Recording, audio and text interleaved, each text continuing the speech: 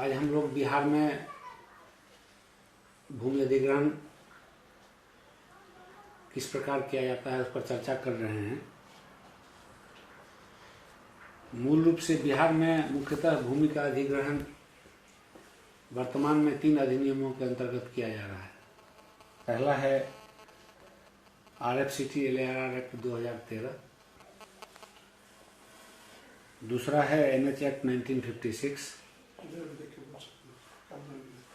तीसरा है railway special act 2008।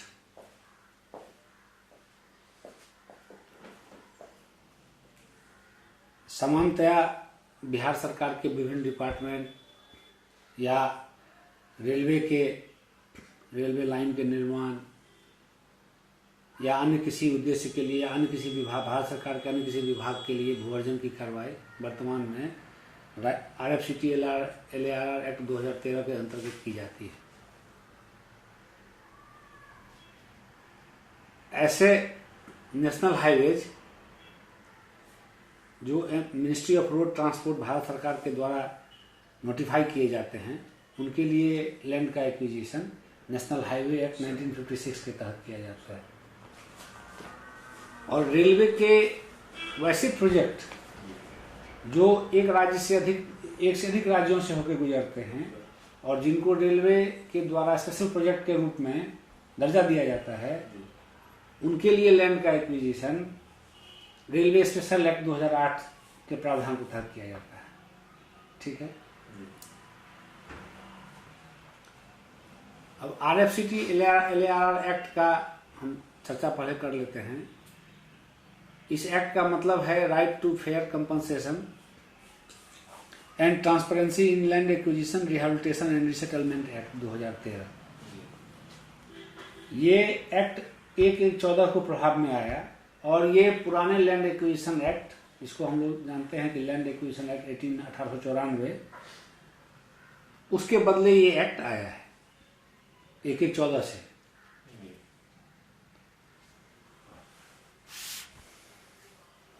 अब इस एक्ट के तहत वर्तमान में जो भू अर्जन होता है तो उसकी क्या प्रक्रिया है। इस एक्ट के तहत हमको कोई भू अर्जन करना हो तो हम क्या प्रक्रिया अपनाएंगे, हम लोग उस पर चर्चा कर लेते हैं। इस एक्ट में अगर कोई जमीन हमको लेनी है तो भू अर्जन की 2 प्रक्रिया है, एक सामान्य प्रक्रिया, एक आपात प्रक्रिया। आपात प्रक्रिया को पहले समझिए। आपात प्रक्रिया से तात्पर्य है कि कोई जमीन किसी पब्लिक पर्पस के लिए तुरंत चाहिए, है ना। आपात का मतलब होता है अर्जेंसी, इमीडिएट चाहिए। तो इस एक्ट के सेक्शन 40 में आपको ये प्रावधान किया गया है कि किस प्रकार के मामलों में आपात प्रक्रिया के अंतर्गत भू अर्जन किया जा सकता है। तो उसमें जो वैसे मामले जो कि भारत की माने नेशनल डिफेंस से जुड़े हुए हैं, नेशनल सिक्योरिटी से जुड़े हुए हैं, इंटरनेशनल रिलेशनशिप से जुड़े हुए हैं, डिजास्टर मैनेजमेंट से जुड़े हुए हैं, तो इस तरह के मामलों के लिए अर्जेंसी में एक्विजिशन का प्रावधान है। इसके अलावा अर्जेंसी को पार्लियामेंट डिफाइन कर सकती है। पार्लियामेंट को ही अधिकार दिया गया है, लोकसभा को, कि वो संसद को, कि वो डिफाइन करे कि अर्जेंसी और क्या हो सकती है। इन मामलों के अतिरिक्त जो भी भू अर्जन है वह समान प्रक्रिया के तहत होगा। अब इसमें भी जब आपात प्रक्रिया में हम भू अर्जन करेंगे तो डिफेंस और सिक्योरिटी से संबंधित मामलों को छोड़ करके या इंटरनेशनल जो रिलेशन से हमसे संबंधित मामलों को छोड़ करके अन्य कोई मामला अगर आएगा तो उसी सेक्शन 40 में ये प्रावधान है कि उसमें मार्केट वैल्यू का 75% एक्स्ट्रा किसान को दिया जाएगा। जैसे अगर हम सिर्फ डिजास्टर मैनेजमेंट के ख्याल से कोई लैंड एक्विजिशन करते हैं तो हमको कोई तटबंध बनाना है, हम अर्जेंसी में कर सकते हैं, लेकिन हमको 75% देना पड़ेगा एक्स्ट्रा, मार्केट वैल्यू का 75% एक्स्ट्रा देना पड़ेगा। तो ये अर्जेंसी में एक पुराना जो लैंड एक्विजिशन एक्ट था उसमें पब्लिक पर्पस और अर्जेंसी को स्पष्ट रूप में डिफाइन नहीं किया गया था। इस एक्ट में पब्लिक पर्पस और अर्जेंसी को स्पष्ट रूप से डिफाइन कर दिया गया। ठीक है, कि अर्जेंसी क्या है? तो अर्जेंसी जो सेक्शन 40 में परिभाषित है वो अर्जेंसी है। पब्लिक पर्पस को जो इसका चैप्टर 1 है जिसमें कि आपको डिफिनेशन पार्ट है, डिफिनेशन पार्ट में इसको आपको डिफाइन कर दिया गया कि पब्लिक पर्पस क्या है। ठीक है, अब सामान्य प्रक्रिया में जब हम कोई भू अर्जन करेंगे तो पुराने एक्ट में हमको जब सामान्य प्रक्रिया में कोई भू अर्जन करना होता था तो सरकार को प्रस्ताव मिलता था, सरकार उस प्रस्ताव को स्वीकार करके आगे बढ़ती थी। इसमें क्या है कि भू अर्जन से पहले एक सोशल इंपैक्ट असेसमेंट का चैप्टर जोड़ा गया है। पहले पुराने एक्ट में इसमें यह अंतर है कि पुराने एक्ट में भू अर्जन के लिए कोई सोशल इंपैक्ट असेसमेंट की व्यवस्था नहीं थी। इस एक्ट के का जो की धारा 4 है उसमें सोशल इंपैक्ट असेसमेंट जो चैप्टर 2 धारा 4 है, 4 से लेकर के और आपको 8 तक जो है उसमें सोशल इंपैक्ट असेसमेंट की व्यवस्था की गई है। अब सोशल इंपैक्ट असेसमेंट क्या है, हम लोग सीक्वेंस में चलते हैं। आइए देखिए, तो हम लोग सीक्वेंस में चलते हैं कि हमको कोई 10 एकड़ जमीन चाहिए सामान्य प्रक्रिया में, तो हम कैसे आगे बढ़ेंगे। तो सरकार को कोई प्रस्ताव मिलता है किसी विभाग से कि ठीक है, यहाँ इस उद्देश्य के लिए, इस लोक प्रयोजन पब्लिक पर्पस के लिए यहाँ पे 10 एकड़ जमीन हमको चाहिए। तो वहां पे जब प्रस्ताव को विभाग देता है कलेक्टर को, तो उनको ये देखना है कि ये मोस्ट सुटेबल साइट है, इसमें फूड सिक्योरिटी एक्ट के का जो प्रावधान है उसका कोई वायलेशन नहीं हो रहा है। तो इसकी जांच कलेक्टर कराते हैं इंटरनली, एक्ट में ये सब प्रावधान दिए गए हैं, उसकी जांच कराते हैं। और जब वो इस चीज पे इस पे संतुष्ट हो लेते हैं कि ये सबसे हमारे पास, ये भी देखते हैं कि हमारे पास कोई पूरा पहले से जमीन उपलब्ध नहीं है, ये सब देखने के बाद वो संतुष्ट हो लेते हैं कि एक्ट के प्रावधान के अनुसार ये जो साइट है इस उद्देश्य के लिए, पब्लिक पर्पस के लिए मोस्ट सुटेबल साइट है, तब वो क्या करते हैं कि वो ये निर्णय लेते हैं कि हमको ये लैंड एक्वायर करना है। ठीक है, तो जब ये लैंड एक्वायर करना है तो उसके लिए एक सोशल इंपैक्ट असेसमेंट कराया जाएगा। सोशल इंपैक्ट असेसमेंट से तात्पर्य है कि हम जिस उद्देश्य के लिए लैंड एक्विजिशन करना चाहते हैं उसमें जो सोशल कॉस्ट है और जो सोशल बेनिफिट है उसका अध्ययन करना। जैसे कि इसको इस रूप में समझिए कि अगर किसी प्रोजेक्ट में सरकार को 500 करोड़ रुपया लगाना हो और उसको, जैसे डीपीआर बनता है, एक फिजिबिलिटी रिपोर्ट बनता है कि क्या ये फिजिबल है कि हम इसमें 500 करोड़ लगाएंगे तो हमको रिटर्न क्या मिलेगा। ठीक है, कि हमको रिटर्न क्या मिलेगा, अगर 500 करोड़ रुपया लगा करके क्या कितना रोजगार मिलेगा, कितना सरकार की आय बढ़ेगी, कितना इससे मार्केट को फायदा होगा, समाज को फायदा होगा। तो इम्पैक्ट बहुत सारे हो सकते हैं, सोशल इम्पैक्ट होगा, इकोनॉमिक इम्पैक्ट होगा, कमर्शियल इम्पैक्ट होगा, कल्चरल इम्पैक्ट होगा।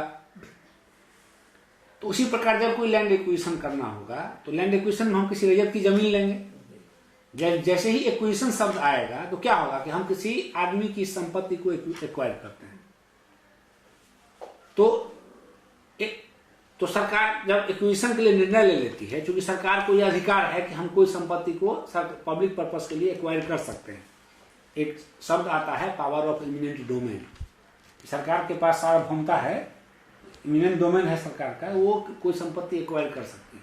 तो जब गवर्नमेंट या गवर्नमेंट के प्रतिनिधि कलेक्टर हुए, वो निर्णय ले लेते हैं कि ये जमीन हमको एक्वायर करना है, तो सोशल इंपैक्ट असेसमेंट कराएंगे।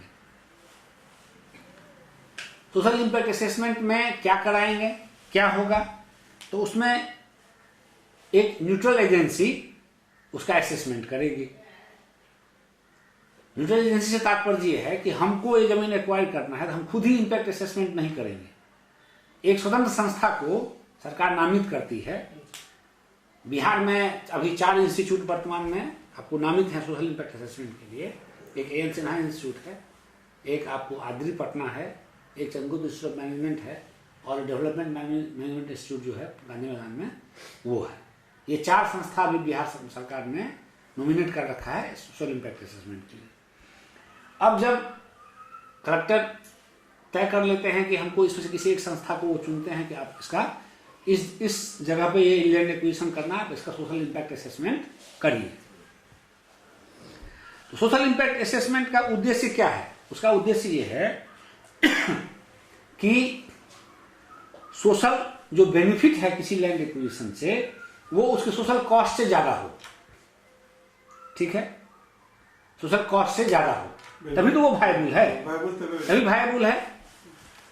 अब एक्ट में आपको, और जो बिहार सरकार ने इस एक्ट को लागू करने के लिए 2014 में रूल बनाया, तो एक्ट और रूल में सोशल इंपैक्ट असेसमेंट का आपको विस्तृत प्रावधान है कि सोशल इंपैक्ट में उनको क्या देखना है। तो मूल रूप से यह देखना होता है कि जो लैंड अंडर एक्विजिशन है उससे कितने लोग प्रभावित हो रहे हैं, कितने लोगों का रोजगार जा रहा है, कितने लोग उससे विस्थापित हो सकते हैं, कितने लोगों की कमर्शियल एक्टिविटी चली जाएगी, कितने मजदूर जो हैं वो उससे प्रभावित होंगे जिनका रोजगार उस पर चल रहा है। उसके बाद वो ये देखते हैं कि उस इलाके की जो आर्थिक सामाजिक संरचना है उस पर क्या प्रभाव पड़ेगा, उसका क्या चेंज आएगा, और इसका लोगों के इनकम पर, लोगों की अन्य सुविधाओं पर, लोगों की भौतिक स्थिति, आर्थिक स्थिति पर क्या प्रभाव, कल्चर स्थिति पर क्या प्रभाव पड़ेगा। तो इसका अध्ययन करती है वो संस्था। उसके लिए मॉडलिटी बनाए गए हैं कि उनको फील्ड में जाना है, लोगों से कांटेक्ट करना है, देखना है सब कुछ, जा करके माने पब्लिक हियरिंग करनी है। तो ये नक्सल में हम आपको बता रहे हैं, जब विस्तार में जाएंगे तो वो तो बहुत ज्यादा समय क्या फायदा होगा वो भी तो होगा सर। एग्जैक्टली, जब वो अपना रिपोर्ट सबमिट करते हैं तो वो लिखते हैं कि ये हमने स्टडी किया, इतने लोग प्रभावित हो रहे हैं, ये इसका माने इम्पैक्ट है, ये इसका सोशल कॉस्ट है, ये इसका सोशल बेनिफिट है। ठीक है, वो पब्लिक हियरिंग करते हैं विधिवत जाकर के, वो ड्राफ्ट रिपोर्ट बनाते हैं, वो रिपोर्ट पब्लिश करते हैं, फिर उस पर पब्लिक हियरिंग होती है, लोगों का विचार लेते हैं और तब उसको फाइनल रिपोर्ट सबमिट करते हैं। उसमें मूल रूप से कि प्रभावित जो रैयत हैं उनके बारे में, अगर कोई विस्थापन हो रहा है तो उसके बारे में, जॉब का लॉस हो रहा है तो उसके बारे में, और किसी मजदूर का रोजगार जा रहा है तो उसके बारे में, और खेती का लॉस हो रहा है तो उसके बारे में। और उसके लिए वो सजेशंस भी देते हैं कि अगर 10 परिवार विस्थापित हो रहा है उसको कहाँ बसाया जाए ताकि उसको सब कुछ मिले। एग्जैक्टली, वो सारी चीजें आती हैं उसमें। तो जब वो संस्था जो राज्य सरकार द्वारा ऑथराइज्ड जो इंस्टीट्यूशंस है, जब वो अपना SIA रिपोर्ट सबमिट करता है तो उस रिपोर्ट को स्टडी करने के लिए भी जिला में एक एक्सपर्ट ग्रुप बनाया जाता है। ठीक है, उसी सेक्शन 7 में है कि सेक्शन 7 में एक प्रोविजन है कि उस SIA रिपोर्ट को एक एक्सपर्ट ग्रुप इवैल्यूएट करता है, और एक्सपर्ट ग्रुप इवैल्यूएशन के बाद 2 महीने के अंदर अपना फाइनल रिकमेंडेशन सबमिट करता है। तो जब वो अपना रिकमेंडेशन सबमिट करता है एक्सपर्ट ग्रुप, तो उसमें वो साफ साफ स्पष्ट लिखता है कि ये जो प्रोजेक्ट है, ये लैंड एक्विजिशन जो है वो पब्लिक पर्पज सर्व करता है कि नहीं, और जो इसका पोटेंशियल बेनिफिट है वो इसका जो सोशल कॉस्ट और जो एडवर्स सोशल इंपैक्ट है उससे ज्यादा है। इसके बारे में उसको अपने रिपोर्ट में अनुशंसा करना है। इस रिपोर्ट को के आधार पर एक्सपर्ट ग्रुप जो रिपोर्ट सबमिट करता है उसके आधार पर डिस्ट्रिक्ट मजिस्ट्रेट आगे की कार्रवाई करते हैं। ठीक है, जब ये कलेक्टर के पास रिपोर्ट आ जाती है और वो ये श्योर हो लेते हैं कि ठीक है ये रिपोर्ट सही है, ये माने इसमें पब्लिक पर्पज सर्व हो रहा है, मान दूसरी और कोई जमीन उपलब्ध नहीं है, ये लेजिटिमेट बोनाफाइड पर्पस के लिए हम कर रहे हैं, तब वो रिकमेंड करते हैं कि अब एक्विजिशन किया जा सकता है। यहाँ एक शब्द आता है एप्रोप्रिएट गवर्नमेंट, इस एक्ट में आपको हर जगह ये शब्द मिलेगा।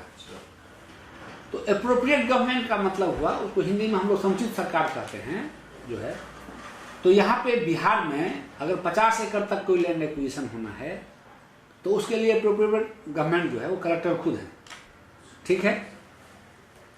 और 50 एकड़ से ज्यादा जब होता है तो उसके लिए बिहार जो डिपार्टमेंट, रेवेन्यू डिपार्टमेंट है, वो एप्रोप्रिएट गवर्नमेंट है, ठीक है। जैसे सामान्य परिस्थिति में अगर किसी जिले में 10 एकड़ जमीन की जरूरत है और तो वो सारी प्रक्रिया कलेक्टर के लेवल पे ही हो जाएगी, और वहीं पे अगर कोई 500 एकड़ जमीन चाहिए तो वो सरकार में भेजेंगे, वो अपना माने SIA करा करके वो सरकार में भेजेंगे कि ये रिपोर्ट है, सरकार इस रिपोर्ट को स्वीकार कर लेगी उनके अनुशंसा को, तो वो माने आगे की कार्रवाई के लिए उनको आदेश देगी। तो ये आपको शुरुआत होता है इस तरह से। वही अगर हम अर्जेंसी क्लॉज में जाएंगे, मान लीजिए कि हमको कोई लैंड एक्विजिशन अर्जेंसी में करना है, तो उसमें सरकार को यह अधिकार है कि वो सोशल इंपैक्ट असेसमेंट से लेकर के रिहेबिलिटेशन एंड रिसेटलमेंट के जो प्रावधान हैं उनसे छूट दे सकती है, ठीक है। कि अगर हमको अब हो गया कि ठीक है भाई यहाँ अभी 2 महीना के अंदर तटबंध बना देना है, तो सरकार चाहे तो कह देगी कि इसमें सोशल इंपैक्ट असेसमेंट की जरूरत नहीं है, इसमें कोई रिहेबिलिटेशन की जरूरत नहीं है, ठीक है, कोई भी रिहेबिलिटेशन की जरूरत नहीं है, इसमें R&R का प्रावधान इस पर लागू नहीं होगा, सोशल इंपैक्ट असेसमेंट इस पर लागू नहीं होगा, तो वो चाहे तो वो इन सब चीजों से मुक्ति छूट दे सकती है कलेक्टर को। उसी तरह कह देगी ठीक है आप जो प्रारंभिक अधिसूचना है प्रकाशित कर दीजिए, लेकिन अगर सामान्य प्रक्रिया में अधिग्रहण होगा तो ये सब करना पड़ेगा। अब जब सामान्य प्रक्रिया में हम अधिग्रहण करना शुरू करेंगे या आपात प्रक्रिया में करना शुरू करेंगे, तो आपात में सरकार छूट देगी, सामान्य में हम SIA करेंगे। तो यहां तक हो गया, यहां दोनों प्रक्रिया में ये डिफरेंस है। इसके आगे दोनों में एक ही समान कार्रवाई होती है, ठीक है।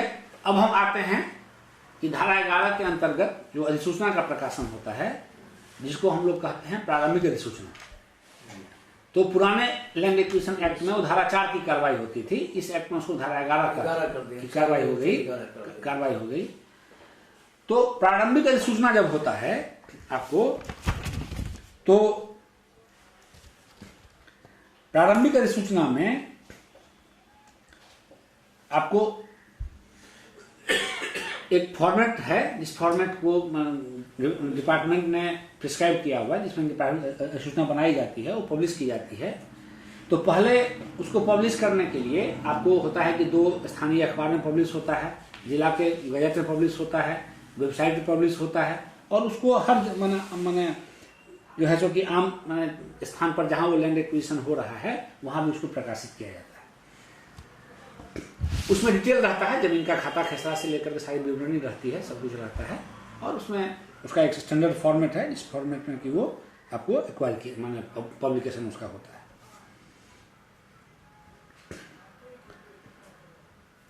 अब उसमें आपको अब जैसे ही धारा 11 की कार्रवाई हो जाती है, तो सामान्य स्थिति में जो जमीन लैंड एक्विजिशन जहां होना है वहां पर जमीन की खरीद बिक्री पे रोक लग जाती है, ठीक है। धारा 11(4) जो होता है कि 11(4) में स्पष्ट किया हुआ है कि कोई भी आदमी उसके बाद सामान्य स्थिति में जमीन की खरीद बिक्री नहीं कर सकता है उस इलाके में। उसमें है कि अगर किसी को एक्सट्रीम अर्जेंसी होगी तो वो जमीन बेचने के लिए कलेक्टर से परमिशन लेकर के जमीन बेच सकता है, ठीक है।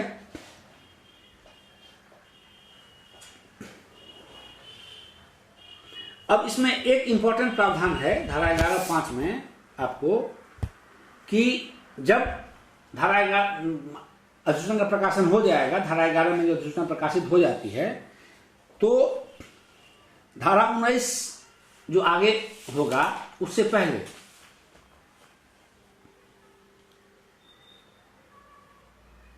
या 2 महीना में, जैसे मान लीजिए अर्जेंसी है तो हम तो 2 महीना के अंदर, नॉर्मली 2 महीने या 3 महीना में कलेक्टर को ये आवश्यक है कि वो लैंड रिकॉर्ड्स को अपडेट करे। ठीक है, इस सेक्शन में ये प्रोविजन किया गया है। लैंड रिकॉर्ड्स को अपडेट करने से मतलब ये है कि जितने भी लैंड रिकॉर्ड्स में डेड एंट्रीज हैं, मतलब किसी भी मरे हुए आदमी का नाम लैंड रिकॉर्ड में उस इलाके में नहीं होना चाहिए। इसका मतलब पर्पस ये है कि भविष्य में हम किसको नोटिस करेंगे, या धारा 11 में जब हम प्रकाशन करेंगे तो आगे जब हमको उस लैंड एक्विजिशन पर इस अधिनियम की धारा 15 में आपत्ति लेना होगा, आपत्ति कोई मरा हुआ आदमी तो नहीं देगा। और जो लैंड रिकॉर्ड हम अपडेट करेंगे उसी के आधार पर में हम उस आदमी को कहेंगे कि भाई आप ये दीजिए। जिसकी जमीन है अगर उसका नाम लैंड रिकॉर्ड में नहीं है तो कैसे आपत्ति देगा? क्योंकि भूअर्जन में ये आवश्यक है कि जब हम सामान्य प्रक्रिया में भूअर्जन करते हैं तो ये आवश्यक है कि उस भूअर्जन के खिलाफ कोई भी आदमी आपत्ति दे सकता है सामान्य प्रक्रिया में। अगर वही हम अर्जेंसी में करेंगे तो हम धारा 15 के अंतर्गत जो आपत्ति लेते हैं हम उससे भी छूट दे सकते हैं। ठीक है, क्योंकि वो अर्जेंसी है, हम किसी की आपत्ति नहीं सुनेंगे। लेकिन जब हम सामान्य प्रक्रिया में भूअर्जन करेंगे तो ये आवश्यक है, ये मैंडेटरी है कि धारा 15 के अंतर्गत हम प्रभावित जो व्यक्ति है उस भूअर्जन पर, यहाँ अंतर समझिए, भूअर्जन से प्रभावित व्यक्ति, हाँ नहीं, उस इलाके में जो हम भूअर्जन कर रहे हैं उस भूअर्जन के उद्देश्य पर, पब्लिक पर्पस पर, हो सकता है कि कोई आदमी कहे कि नहीं इससे बहुत बड़ा नुकसान होगा पूरे इलाके के माने इन्वायरमेंट को, तो वो ये ऑब्जेक्शन कर सकता है कि आप यहाँ पे ये प्रोजेक्ट लाने जा रहे हैं, सरकार ने निर्णय लिया, इससे इस तरह का इम्पैक्ट पड़ सकता है, लोगों को इस तरह का लॉस हो सकता है, इन्वायरमेंट को इस तरह का नुकसान हो सकता है। मतलब अपनी जमीन से इधर भी जमीन के लिए वो पर्पस, हम यहाँ पर्पस की जमीन में इंटरेस्ट होता है, यहाँ उस लैंड एक्विजिशन जो किसी पब्लिक पर्पस के लिए हो रहा है तो उस पर्पस पर वो चैलेंज कर सकता है, वो अपना ऑब्जेक्शन फाइल कर सकता है। ये प्रावधान है सेक्शन 15 में। ठीक है, तो इसीलिए इसका उद्देश्य ये है कि आखिर अगर कोई आदमी इंटरेस्टेड पर्सन है तो उसका नाम तो लैंड रिकॉर्ड में आना चाहिए। इसीलिए ये रिक्वायर्ड है, ये आवश्यक है कि जैसे ही धारा 11 के अंतर्गत आप प्रीलिमिनरी नोटिफिकेशन इशू करते हैं अखबार में और उसको वेबसाइट पे और जिला के गजट में डालते हैं तो 2 महीने 3 महीने के अंदर, एक्ट तो 2 महीना ही कहता है लेकिन हम लोगों ने विभाग से भी डायरेक्शन दिया हुआ है कि आप उसको लैंड रिकॉर्ड्स को अपडेट कीजिए। अपडेशन का मतलब है कि लैंड रिकॉर्ड्स से जो भी इररिलेवेंट एंट्री है उसको हटा दीजिए। ये स्पष्ट है?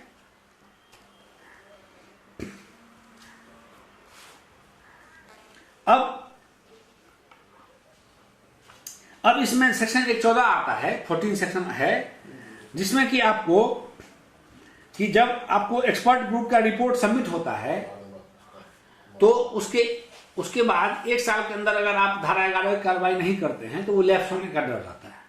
उसमें एक्सटेंशन का भी प्रोविजन है प्रॉपर लॉजिक के साथ, लेकिन धारा एक्सपर्ट ग्रुप का रिपोर्ट आने के 1 साल के अंदर आपको धारा 11 का प्रकाशन कर देना है।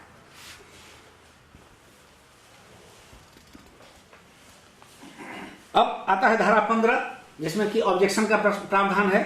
देखिए ऑब्जेक्शन जो है वो किस किस बिंदु पर हो सकता है, तो वो area and suitability of land हम अभी बता रहे थे, सुटेबिलिटी है, लैंड सुटेबल है कि नहीं, हाँ सुटेबल है कि नहीं, और justification offered for public purpose, ठीक है, हाँ, और findings of the social impact assessment report में भी कि कोई इस पर भी ऑब्जेक्शन कर सकता है कि जो ऐसा ये किया गया वो सही नहीं है, उसमें इंटरेस्टेड लोगों से बात नहीं की गई, उसमें इस चीज को छोड़ दिया गया, रिपोर्ट पे चैलेंज किया सकता है, वो अपना ऑब्जेक्शन कलेक्टर को फाइल कर सकता है, कोई भी व्यक्ति। कोर्ट की बात नहीं हो रही है, कलेक्टर के पास, हाँ कलेक्टर के यहाँ जो है कलेक्टर के यहाँ वो फाइल कर सकता है और कलेक्टर को उस पर सुनवाई करके अपना ऑर्डर पास करना है। सर ये कलेक्टर का डिसीजन है कि कोई एक्विजिशन जो हो रहा है आपात में हो रहा है, सामान्य में हो रहा है, ये तय करेगा? नहीं, जब भी कोई एक्विजिशन अर्जेंसी में करना होगा उसमें सरकार की अनुमति लीजिए, सरकार का स्तर से एग्जैक्टली अर्जेंसी जब भी लागू करना है, कलेक्टर खुद अर्जेंसी लागू नहीं कर सकते, वो रिकमेंड कर सकते हैं कि इस कारण से अर्जेंसी रिक्वायर्ड है, उस रिकमेंडेशन को सरकार मान लेगी तो अर्जेंसी के लिए मानेगी, और वो भी एक लिमिटेड स्फेयर में। सेक्शन 40 में वो मैंने स्पष्ट किया गया है कि अर्जेंसी किस चीज के लिए होगी, वो डिफेंस ऑफ इंडिया है, सिक्योरिटी ऑफ स्टेट है, सिक्योरिटी नेशनल इंटरेस्ट सिक्योरिटी है, इंटरनेशनल रिलेशंस है, या डिजास्टर मैनेजमेंट। ये डिसीजन लेने का अधिकार पहले कलेक्टर को था कि अर्जेंसी का आधार पर, जो पहले पुराने एक्ट में था। देखिए पुराने एक्ट और इस एक्ट में अंतर क्या है, पुराने एक्ट में पब्लिक पर्पस और अर्जेंसी डिफाइंड नहीं था स्पष्ट रूप से। इस एक्ट में पब्लिक पर्पस भी डिफाइंड है सेक्शन 2 में, और सेक्शन 40 में अर्जेंसी भी डिफाइंड है।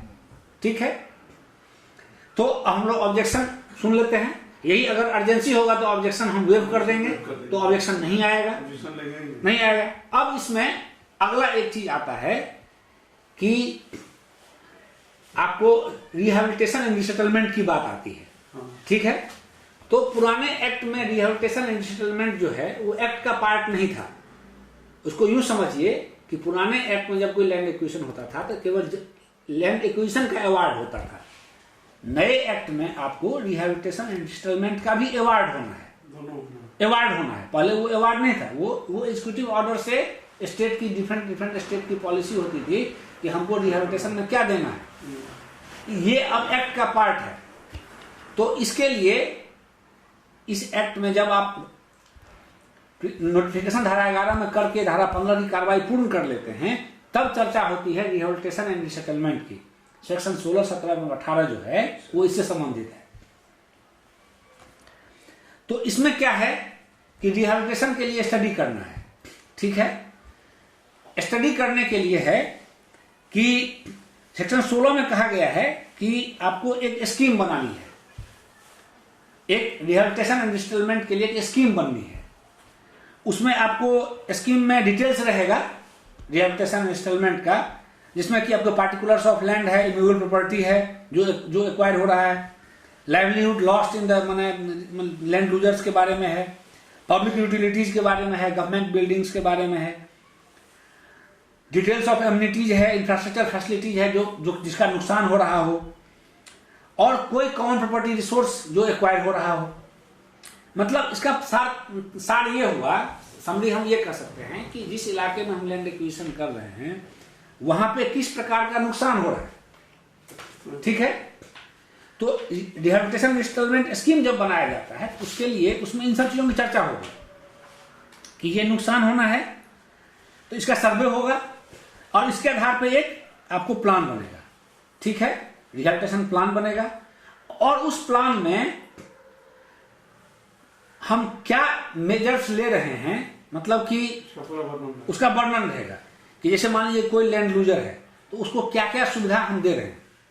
एक तो उसकी जमीन जा रही है, किसी का मजदूरी जा रहा है, किसी का माने बिजनेस जा रहा है, किसी का एम्प्लॉयमेंट जा रहा है, तो फंडिंग क्या हम स्वीकार, तो उसमें particulars of rehabilitation and resettlement entitlement जो है ईच लैंड ऑनर का और लैंडलेस का जिसका की लाइवलीहुड जा रहा है उसके बारे में चर्चा होगी।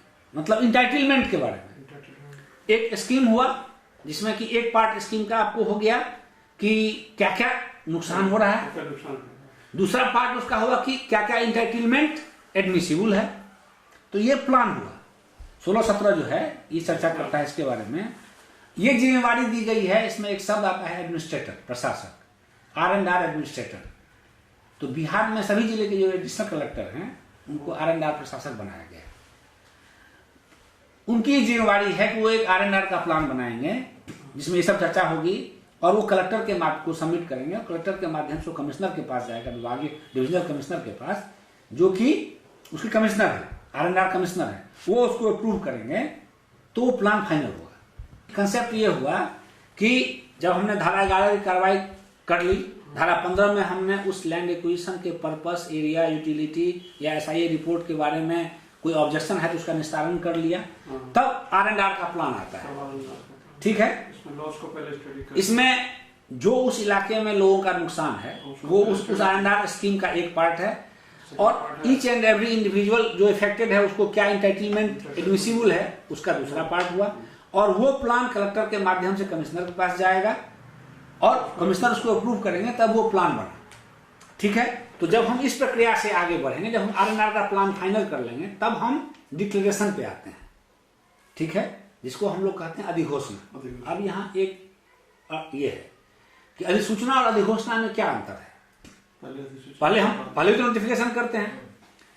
तो पहले नोटिफिकेशन जब हम करते हैं तो सरकार अपना इंटेंट शो करती है। देखिएगा जब पुराना रेजोल्यूशन देखते होइएगा, लिखा रहता था, अगर धारा 4 का होता था अधिसूचना, उसमें लिखा रहता था कि सरकार को यह प्रतीत होता है, मतलब कि ये उपयोगी है, ठीक है, ऐसा प्रतीत होता है, इसलिए लिखा जाता था। उसको लगता था कि पब्लिक पर्पस के लिए हम यहाँ पे ये काम कर सकते हैं। जब हम अधिघोषणा सरकार करती है, सरकार लिखा था सरकार ने अब ये निश्चय कर लिया, ये अंतर रहता है। तो अधिघोषणा का मतलब हुआ कि सरकार सारे माने अपनी शंकाओं को दूर करके इसका निवारण कर चुके हैं। अब सरकार ने ये निर्णय ले लिया कि हम इस लैंड को, इतना लैंड को एक्वायर करने जा रहे हैं, ठीक है, इतना लैंड को हम एक्वायर करने जा रहे हैं, ये हमने फाइनल कर लिया। तो जब हम अधिघोषणा निकालेंगे तो धारा 19 पे हम आते हैं। धारा 19 में इस एक्ट में अधिघोषणा की कार्रवाई होती है। तो इसमें क्या है कि धारा 19 से पहले हमको आरएनआर का प्लान बना लेना है, ठीक है। धारा 19 से पहले यह भी देख लेना है कि जिस विभाग के लिए हम जमीन ले रहे हैं उसने लैंड एक्विजिशन के लिए पैसा दे दिया हमको।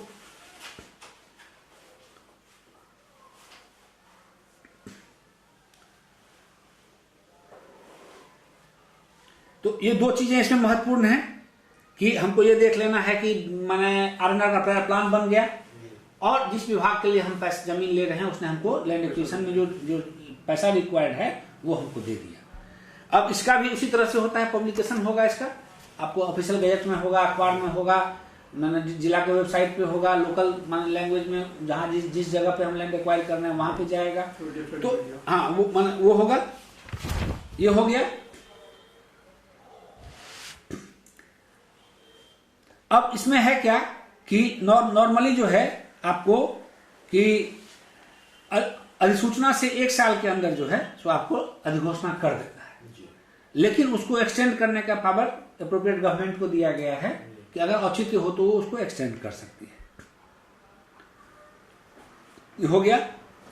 जब ये हो जाता है, धारा 19 हो जाता है, तब कलेक्टर को ये पावर है कि उस जमीन को वो डिनोटिफाई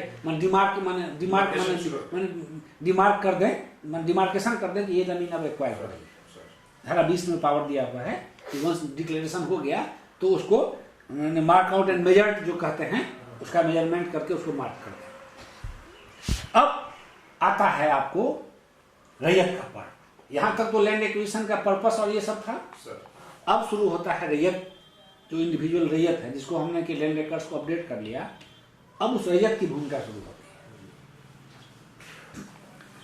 तो अब इसमें अगला सेक्शन है सेक्शन 21, ये सबसे महत्वपूर्ण है। इसमें होता है क्या कि इंटरेस्टेड पर्सन को हम नोटिस करते हैं। वो पुराने एक्ट का सेक्शन 9 होता था, नए एक्ट में सेक्शन 21 है। तो हम नोटिस इशू करते हैं माने रैयत को। तो नोटिस किसका इशू करेंगे? इसमें वर्ड है पर्सन इंटरेस्टेड, ठीक है। मतलब कि इसका तात्पर्य ये होता है कि हम उस आदमी को क्लेम्स टू इंटरेस्ट का नोटिस करते हैं कि आपको हमने लैंड होल्डर माना कि आप रैयत हैं उस जमीन पे, आपका किस प्रकार का इंटरेस्ट है, ठीक है। अब वो इंटरेस्ट किस प्रकार का हो सकता है कि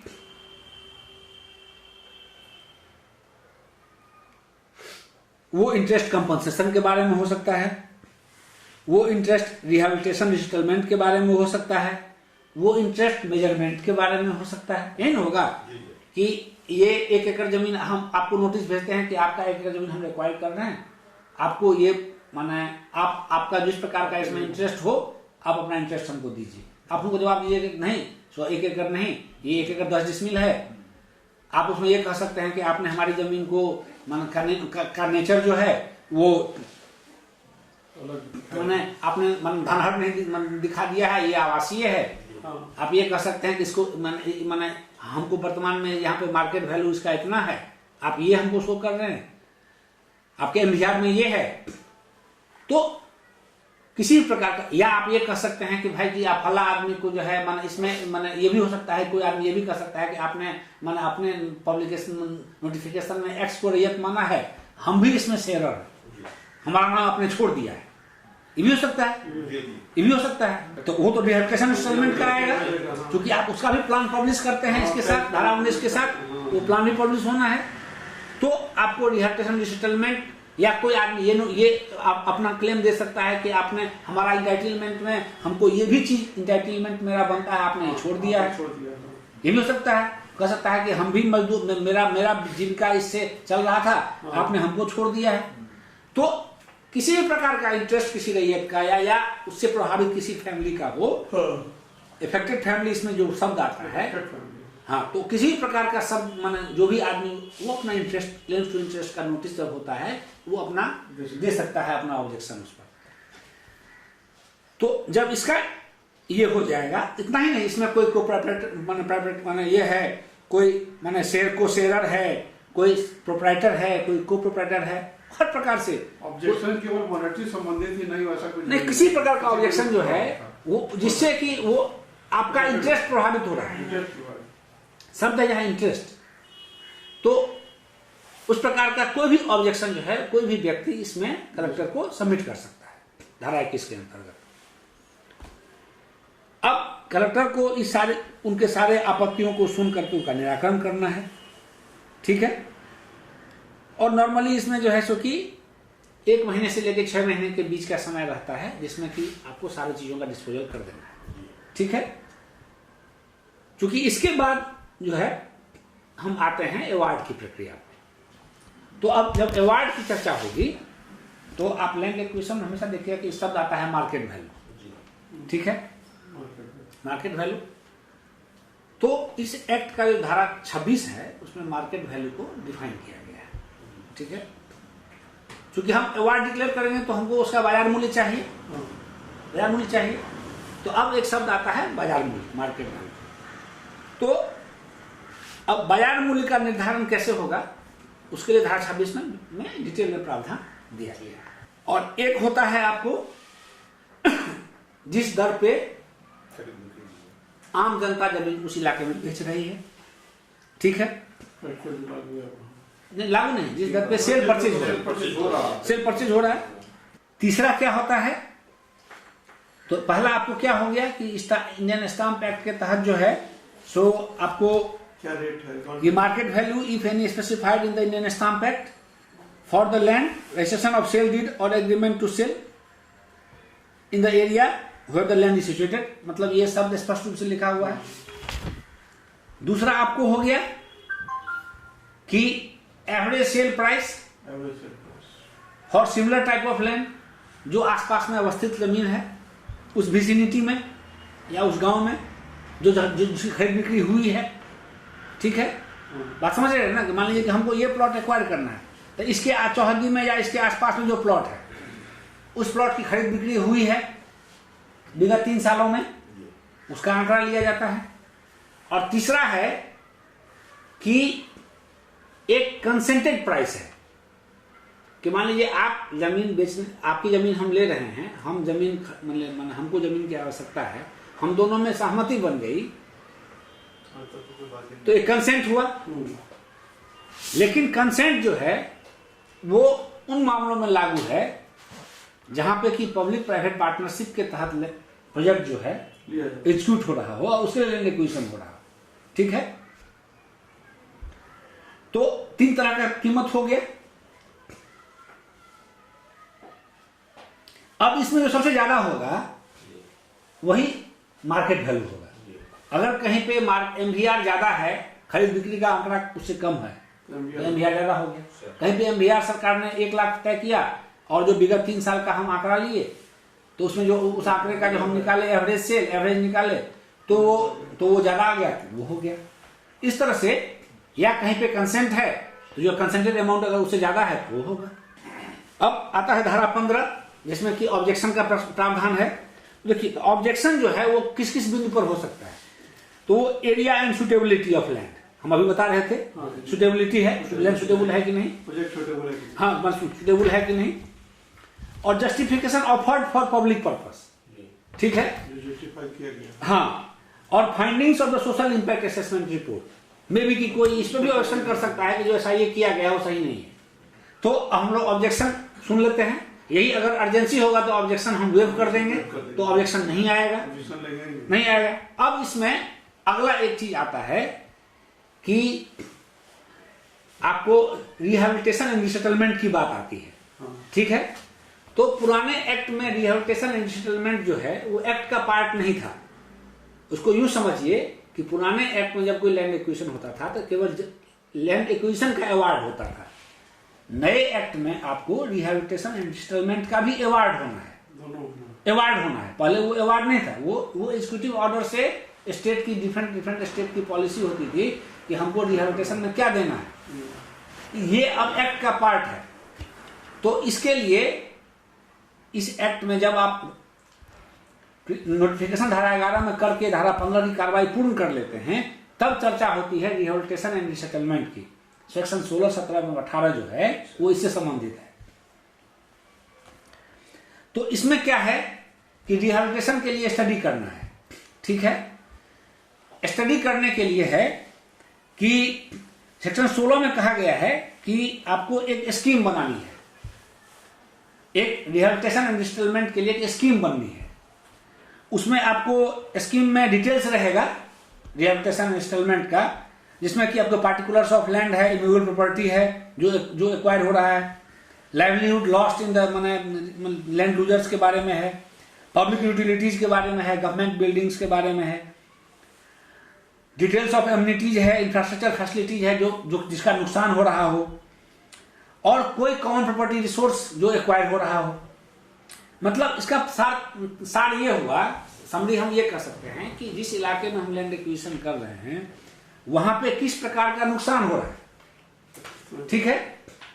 तो रिहैबिलिटेशन रिसेटलमेंट स्कीम जब बनाया जाता है उसके लिए उसमें इन सब चीजों की चर्चा होगी कि ये नुकसान होना है, तो इसका सर्वे होगा और इसके आधार पे एक आपको प्लान बनेगा, ठीक है, रिहैबिलिटेशन प्लान बनेगा।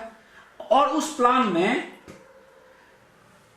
हम क्या मेजर्स ले रहे हैं, मतलब कि उसका वर्णन रहेगा कि जैसे मान लीजिए कोई लैंड लूजर है तो उसको क्या क्या सुविधा हम दे रहे हैं। एक तो उसकी जमीन जा रही है, किसी का मजदूरी जा रहा है, किसी का माने बिजनेस जा रहा है, किसी का एम्प्लॉयमेंट जा रहा है। तो फंडिंग क्या हम स्वीकार, तो उसमें particulars of rehabilitation and resettlement entitlement जो है ईच लैंड ऑनर का और लैंडलेस का जिसका की लाइवलीहुड जा रहा है उसके बारे में चर्चा होगी, मतलब इंटाइटलमेंट के बारे में। एक स्कीम हुआ जिसमें कि एक पार्ट स्कीम का आपको हो गया कि क्या क्या नुकसान हो रहा है, दूसरा पार्ट उसका हुआ कि क्या क्या इंटाइटलमेंट एडमिसिबल है। तो ये प्लान हुआ। 16-17 जो है ये चर्चा करता है इसके बारे में। ये जिम्मेवारी दी गई है, इसमें एक शब्द आता है एडमिनिस्ट्रेटर, प्रशासक, R&R एडमिनिस्ट्रेटर। तो बिहार में सभी जिले के जो एडिशनल कलेक्टर हैं उनको R&R प्रशासक बनाया गया है। उनकी जिम्मेवारी है कि वो एक R&R का प्लान बनाएंगे जिसमें ये सब चर्चा होगी और वो कलेक्टर के माध्यम को सबमिट करेंगे और कलेक्टर के माध्यम से कमिश्नर के पास जाएगा, विभागीय डिविजनल कमिश्नर के पास, जो कि उसके कमिश्नर है, R&R कमिश्नर है, वो उसको अप्रूव करेंगे तो वो प्लान फाइनल होगा। तो ये हो गया आपको कि R&R के बारे में। तो जब हम इस प्रक्रिया से आगे बढ़ेंगे, जब हम R&R का प्लान फाइनल कर लेंगे, तब हम डिक्लेरेशन पे आते हैं, ठीक है, जिसको हम लोग कहते हैं अधिघोषणा। अब यहाँ एक ये है कि अधिसूचना और अधिघोषणा में क्या अंतर है। पहले तो नोटिफिकेशन करते हैं, तो पहले नोटिफिकेशन जब हम करते हैं तो सरकार अपना इंटेंट शो करती है। देखिएगा जब पुराना अधिसूचना देखते होइएगा, लिखा रहता था, धारा 4 का होता था अधिसूचना, उसमें लिखा रहता था कि सरकार को यह प्रतीत होता है, मतलब कि ये उपयोगी है, ठीक है, ऐसा प्रतीत होता है, इसलिए लिखा जाता था। उसको लगता था कि पब्लिक पर्पस के लिए हम यहाँ पे ये काम कर सकते हैं। जब हम अधिघोषणा सरकार करती है, सरकार लिखा कि सरकार ने अब ये निश्चय कर लिया, ये अंतर रहता है। तो अधिघोषणा का मतलब हुआ कि सरकार सारे माने अपनी शंकाओं को दूर करके का निवारण कर चुकी है। अब सरकार ने ये निर्णय ले लिया कि हम इस लैंड को, इतना लैंड को एक्वायर करने जा रहे हैं, ठीक है, इतना लैंड को हम एक्वायर करने जा रहे हैं, ये हमने फाइनल कर लिया। तो जब हम अधिघोषणा निकालेंगे तो धारा 19 पे हम आते हैं। धारा 19 में इस एक्ट में अधिघोषणा की कार्रवाई होती है। तो इसमें क्या है कि धारा 19 से पहले हमको R&R का प्लान बना लेना है, ठीक है। धारा 19 से पहले यह भी देख लेना है कि जिस विभाग के लिए हम जमीन ले रहे हैं उसने लैंड एक्विजिशन के लिए पैसा दे दिया हमको,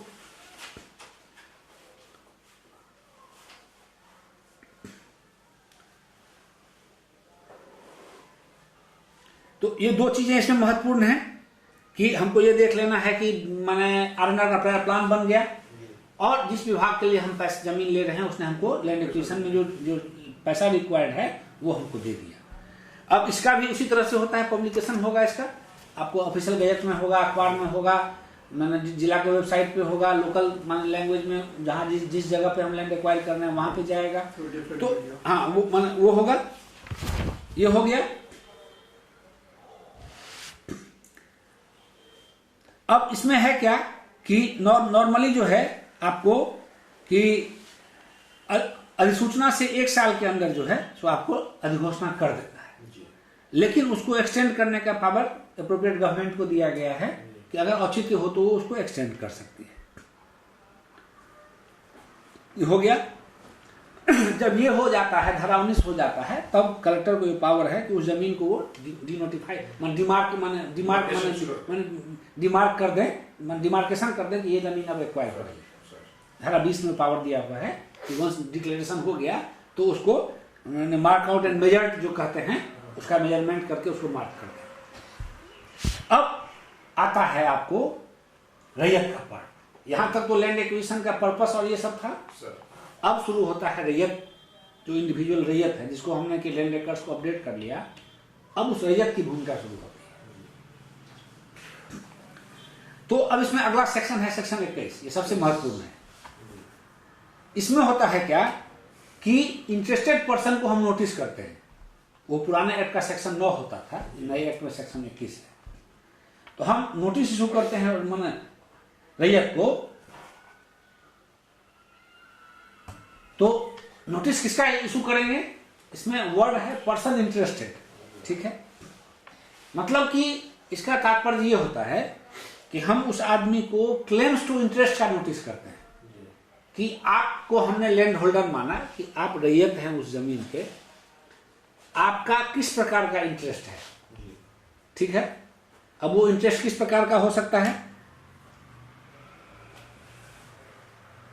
कि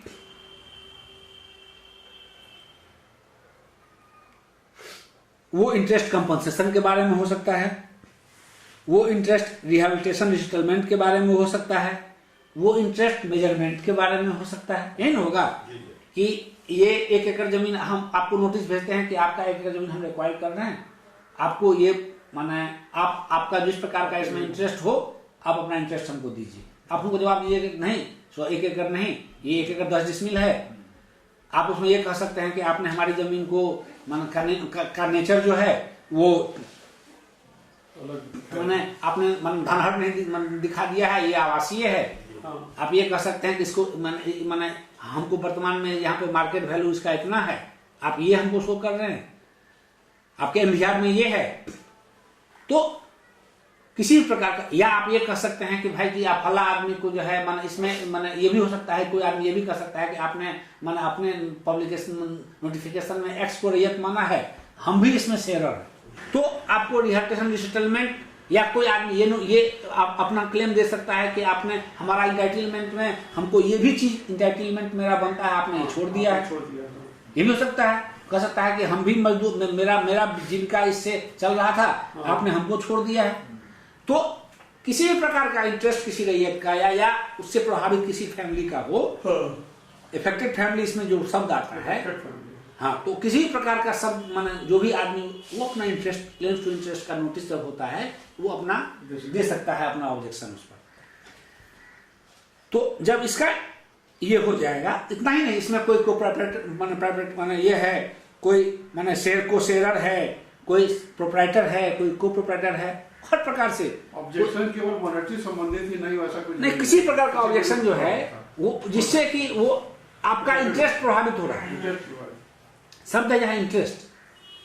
तो उस प्रकार का कोई भी ऑब्जेक्शन जो है कोई भी व्यक्ति इसमें कलेक्टर को सबमिट कर सकता है धारा 21 के अंतर्गत। अब कलेक्टर को इस सारे उनके सारे आपत्तियों को सुन करके उनका निराकरण करना है, ठीक है। और नॉर्मली इसमें जो है सो कि 1 महीने से लेकर 6 महीने के बीच का समय रहता है, जिसमें कि आपको सारी चीजों का डिस्पोजल कर देना है, ठीक है। क्योंकि इसके बाद जो है हम आते हैं अवार्ड की प्रक्रिया में। तो अब जब अवार्ड की चर्चा होगी तो आप लैंड एक्विजिशन हमेशा देखिएगा कि शब्द आता है मार्केट वैल्यू, ठीक है, मार्केट वैल्यू। तो इस एक्ट का जो धारा 26 है उसमें मार्केट वैल्यू को डिफाइन किया गया है, ठीक है। क्योंकि हम अवार्ड डिक्लेयर करेंगे तो हमको उसका बाजार मूल्य चाहिए, बाजार मूल्य चाहिए। तो अब एक शब्द आता है बाजार मूल्य, मार्केट वैल्यू। तो अब बाजार मूल्य का निर्धारण कैसे होगा उसके लिए धारा 26 में डिटेल में प्रावधान दिया गया है। तो अब उसमें 2 तरीके होते हैं कि एक तो सरकार बाजार मूल्य तय करती है इंडियन स्टाम्प एक्ट के तहत।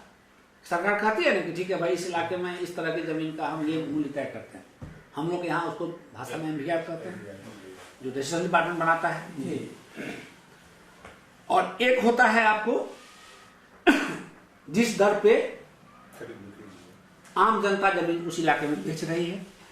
तीसरा क्या होता है, तो पहला आपको क्या हो गया कि इंडियन स्टाम्प एक्ट के तहत जो है सो आपको क्या रेट है, ये market value if any specified in the Indian stamp act for the land registration of sale deed और agreement to sale in the area where the land is situated, मतलब ये शब्द स्पष्ट रूप से लिखा हुआ है। दूसरा आपको हो गया कि average sale price for similar type of land, जो आसपास में अवस्थित जमीन है उस विसिनिटी में या उस गांव में जो जिसकी खरीद बिक्री हुई है, ठीक है। बात समझ रहे हैं ना, कि मान लीजिए कि हमको ये प्लॉट एक्वायर करना है, तो इसके चौहद्दी में या इसके आसपास में जो प्लॉट है उस प्लॉट की खरीद बिक्री हुई है विगत 3 सालों में, उसका आंकड़ा लिया जाता है।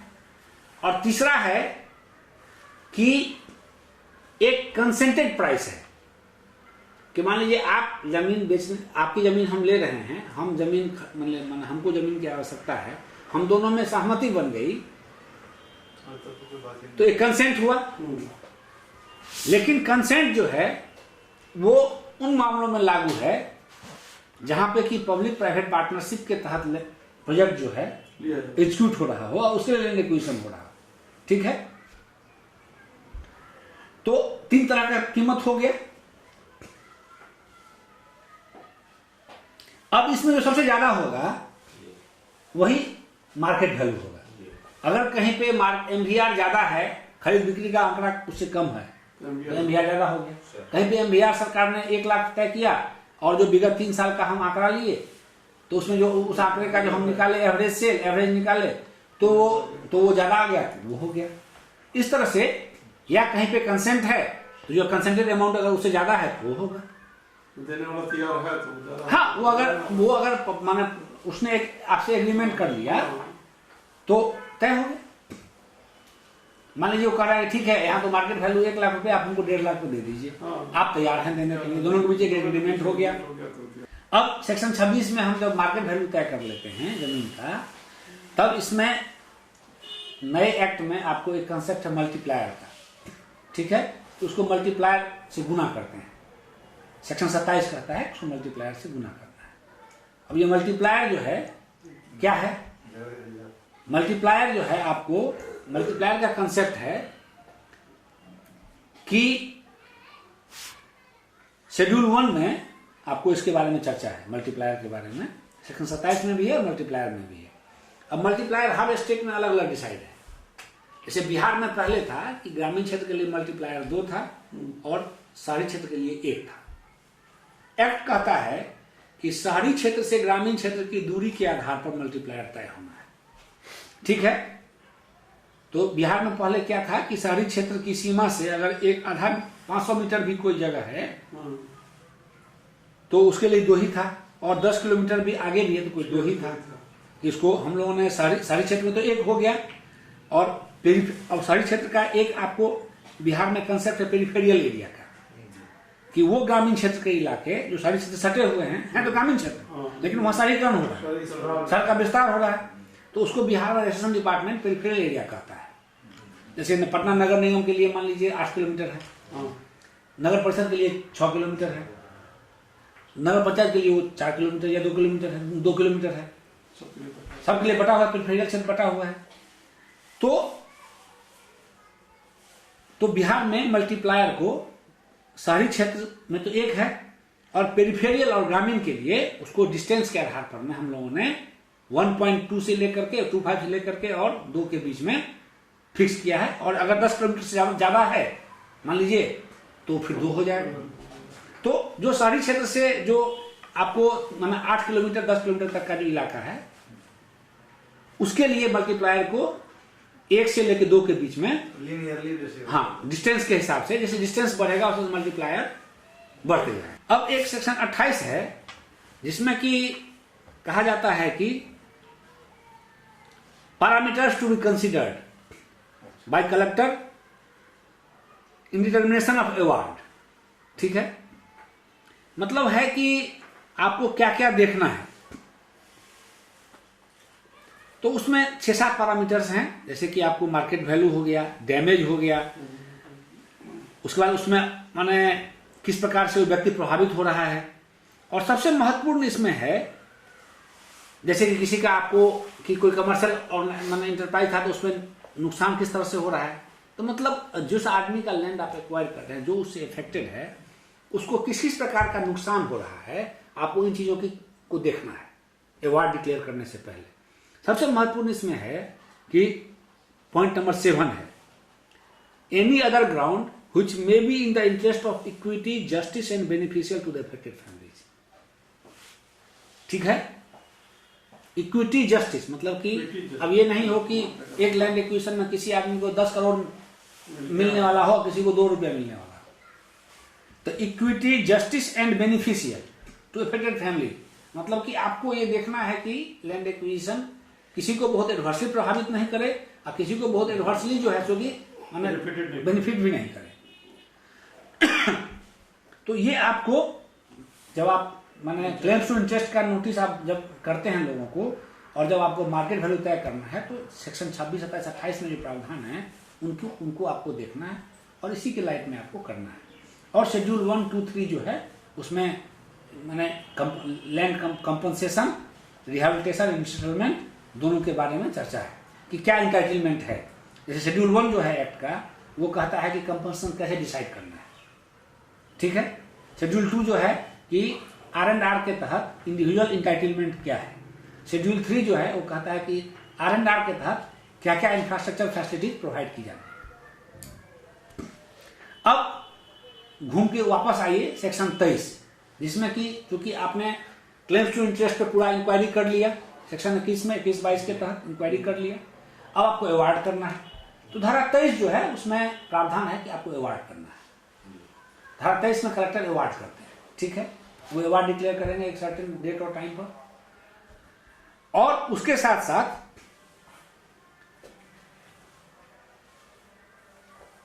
आपको सेक्शन 30 होता है जिसमें कि सोलेशियम का प्रावधान है। ठीक है, सोलेशियम का मतलब होता है, सोलेस एक वर्ड है अंग्रेजी से सोलेशियम बनता है, वर्ड बनाया गया है। सोलेस का मतलब है सांत्वना, कहते हैं हिंदी में हम लोग, कि हम आपकी प्रॉपर्टी से आपको हम हमेशा के लिए अलग कर रहे हैं। ये न हुआ कि हम आपकी प्रॉपर्टी को एक्वायर कर रहे हैं, मतलब आप उसको परमानेंटली आपको अलग करना है। हम आपको मुआवजा तो दे ही रहे हैं, हम आपको सोलेशियम भी दे रहे हैं। तो सोलेशियम इसमें 100% है। 100% किसका? तो जो जमीन का मार्केट वैल्यू है प्लस उस पर जो स्ट्रक्चर है। मान लीजिए किसी का बिल्डिंग है तो उसका जमीन का कीमत 1 करोड़ है और बिल्डिंग की कीमत 50 लाख है। जो वैल्यूएशन किया गया है, जो मैंने पब्लिक उसके लिए जो क्वालिफाइड इंजीनियर्स हैं, जो डिपार्टमेंट बिल्डिंग डिवीजन के या इसके इंजीनियर्स ने जो किया, या किसी का पेड़ पौधा है, किसी का ईंट भट्टा है, या किसी का और भी कुछ स्ट्रक्चर है, तो जो स्ट्रक्चर का वैल्यूएशन हुआ तो आपके जमीन की कीमत प्लस स्ट्रक्चर की कीमत, जमीन की कीमत में मान जमीन का मार्केट वैल्यू, उस पर मल्टीप्लायर लगा दिए। ठीक है, वो हो गया। प्लस उसमें आपका मान लीजिए कि जब स्ट्रक्चर है, स्ट्रक्चर को लीजिए, जोड़ दिए, जो पैसा हुआ वो आपका मुआवजा हो गया। ये मुआवजा हुआ कि हमने आपकी जमीन की कीमत 100 रुपये हुई, ठीक है, उससे आपका मल्टीप्लायर ग्रामीण क्षेत्र में 10 किलोमीटर ज्यादा है, आपका दो होगा, तो 200 रुपये जमीन का कीमत हो गया। अब उस पर आपका 50 रुपया आपका स्ट्रक्चर है, उस पर 50 रुपया स्ट्रक्चर का कीमत हो गया, 250 रुपया हो गया, तो ये आपका मुआवजा हुआ। ठीक है, अब इस पे हम 250 रुपया आपको 100% सोल्यूशन देंगे। सेक्शन 30 जो है वो कहता है कि हमको सोल्यूशन देना है। ठीक है, तो आपका ये हो गया 250 और 250 500 रुपया हो गया। अब इस पर मैं 12% जो है सेक्शन 30(3) के तहत है कि 12% जो है वो एडिशनल कंपनसेशन देना है SIA के नोटिफिकेशन के डेट से लेकर के पोजीशन तक। ठीक है, माने पोजीशन या अवार्ड जो भी पहले हो तब तक। ठीक है, अब ऐसे हम आपात प्रक्रिया में करेंगे तो SIA नहीं हो रहा है तो हम लैंड एक्विजिशन का नोटिफिकेशन करते हैं, उसकी उस डेट से लेंगे पोजीशन के या अवार्ड के डेट तक। हम समान प्रक्रिया में कर रहे हैं तो SIA के डेट से लेके अवार्ड या पोजीशन के डेट तक हम करेंगे। 12% इसको कहा जाता है अतिरिक्त कंपनसेशन, एडिशनल कंपनसेशन, वो देंगे। अब यहाँ पे एक आता है, जब हम दखल के जाके चर्चा करते हैं तो जब हम मान लीजिए कि अर्जेंसी में कोई जमीन ले रहे हैं तो समान प्रक्रिया में इतना समय लगेगा, हम दखल कब्जा लेंगे कब, जब हम भुगतान कर देंगे। लेकिन जब हम अर्जेंसी में रहेगा तो अर्जेंसी में यहाँ पे एक ये आता है कि जैसे ही हम धारा 21 का नोटिस कर देते हैं और उनका जो माने क्लेम्स टू इंटरेस्ट का जो ऑब्जेक्शन है उसको डिस्पोजल कर देते हैं, तब हम 80% पेमेंट करके पोजीशन ले सकते हैं। ठीक है, उसका धारा 40 का 3 है, तो वो उसमें ये प्रावधान है कि आप जब अर्जेंसी में हमको कोई जमीन लेना है तो समान प्रक्रिया में तो हम अवार्ड करेंगे और माने भुगतान करेंगे तब पोजीशन लेंगे। अर्जेंसी में क्या है कि हम अवार्ड नहीं किए, हम धारा 11 कर लिए, धारा 19 कर लिए, क्योंकि हमको छूट मिल गई और चीजों से। 21 का हम नोटिस कर दिए लोगों को, 21 का नोटिस पे हमको आपत्ति मिला, आपत्ति का हम निस्तार कर दिए। उसके बाद हम उनको अवार्ड हम नहीं कर पाए, हमको अर्जेंटली रिक्वायर्ड है, तो हम जमीन का मार्केट वैल्यू तय कर चुके हैं, क्लेम्स टू इंटरेस्ट का नोटिस लोगों से ले चुके हैं, उनका आपत्ति का हम निराकरण कर चुके हैं, तो उनको जो एस्टिमेटेड कंपनसेशन है उसका 80% दे करके हम इंस्टेंटली जमीन का पोजीशन ले सकते हैं, जो कि अर्जेंसी है। यहाँ तक तो मूल लैंड एक्विजिशन का प्रोसीजर है। अब इसके आगे प्रश्न उठता है जो महत्वपूर्ण है आप माने सामान्य लोगों के लिए कि आप रैयत हैं, आपको हमने कहा कि ठीक है आपकी 1 एकड़ जमीन हम ले लिए, आपको हमने 50 लाख रुपया कंपनसेशन दिया, आप कहते हैं भाई हम इससे सहमत नहीं, हमारी जमीन इतनी कीमत की है, आपने हमको इतना ही कीमत दिया है, तो क्या करेगा, पैसा नहीं लेगा, या लेगा भी तो प्रोटेस्ट के साथ लेगा। तो इसमें एक रेफरेंस का कंसेप्ट है। ठीक है, रेफरेंस पुराने एक्ट में भी था और इसमें नए एक्ट में भी है। तो रेफरेंस दो तरह से, अब समस्या 2 तरह से आ सकती है कि एक तो हुआ कि आप सहमत नहीं हैं कि कलेक्टर ने जो रेट फिक्स किया उससे, दूसरा हो सकता है कि रेट तो ठीक है लेकिन आप 2 आदमी या 3 आदमी उस जमीन के मालिक हैं, अब उसमें हो रहा है कि नहीं ठीक है इसमें आधा इनका है, आप कहेंगे आधा नहीं इनका है, इनका 30% है तो मेरा भी 30% है, वो कहते हैं ना इनका 25% है, जो कोशेडर है, एपोर्शनमेंट की जो बात है। तो दोनों ही स्थिति में तो मुआवजा का भुगतान तो नहीं हो सकता, विवाद तो उठेगा। तो इसमें विवाद के निपटारे के लिए आपको रेफरेंस का प्रावधान है। तो इस पुराने एक्ट में था कि रेफरेंस सिविल कोर्ट में होता था, नए एक्ट में इसके लिए एक LARR अथॉरिटी बना दी गई है। ठीक है, जो इसका आपको इस एक्ट में पूरा चर्चा है जो है सो चैप्टर इसमें आपको 8 में। ये कौन होता है? तो बिहार में हर कमिश्नरी में अथॉरिटी बनाई गई है जिसमें कि रिटायर्ड डिस्ट्रिक्ट जज जो होते हैं वो उसके प्रिजाइडिंग ऑफिसर होते हैं। उनके पास इस एक्ट की सेक्शन 24 है, सेक्शन 64 है और सेक्शन 77(2) है, उसमें जो प्रावधान है उसके तहत रेफरेंस जाता है। तो एक्ट में रेफरेंस होता है। रेफरेंस 2 तरह के मामलों में होगा। एक आपको मामला हुआ जिसमें कि माने रैयत अवार्ड से संतुष्ट नहीं है दूसरा मामला होगा कि रैयत अवार्ड पे कमेंट से संतुष्ट है लेकिन वहां बंटवारे का विवाद है।